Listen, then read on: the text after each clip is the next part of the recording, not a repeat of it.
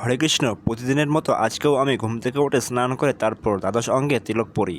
তারপর ঘন্টা বাজাতে বাজাতে মন্দিরের পর্দা সরিয়ে দেই। যেহেতু শীতকাল তাই চিত্রপটগুলো কাপড় দিয়ে ঢাকা হয়েছে।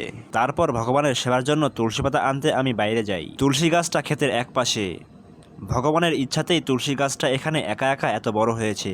বাসায় এসে আমি শুদ্ধ জল, তুলসী পাতা আর অগুরু দিয়ে ভগবানের স্নানের জন্য তা সুন্দরভাবে প্রস্তুত করি। তারপর একে একে রাধাকৃষ্ণ থেকে শুরু করে গোপাল পর্যন্ত সকলকে স্নান করিয়ে দেই। এবার ভগবানের চরণে তুলসীপত্র দেওয়ার পালা। আমি প্রথমে চন্দন কাঠ ঘষে নিলাম। তারপর সেখানে 10টা তুলসী পাতা রাখলাম। প্রথমে নিত্যানন্দ প্রভু, তারপর চৈতন্য মহাপ্রভু, আর তারপর অদ্বৈত আচার্য এর চরণে, তারপর ভগবান শ্রীকৃষ্ণের চরণে আর রাধারানীর হাতে, তারপর শ্রী বলরাম, জগন্নাথ আর নিঃসঙ্গদেবের চরণে তুলসীপত্র দিই। ব্যাস, এই পর্যন্তই আমার কাজ। এবার মা ভগবানকে অন্নভোগ দিবেন। এভাবেই প্রতিদিনের সকালটা আমার কাটে। ও আরেকটা কথা, আমি কিন্তু প্রতিদিন সকালে খাবার খাওয়ার আগে গ্রন্থপাঠ দেই। গ্রন্থপাঠ করার মাধ্যমে অনেক কিছু জানা যায়। বিশ্বাস না হলে আপনি নিজেও গ্রন্থপাঠ করে দেখতে পারেন।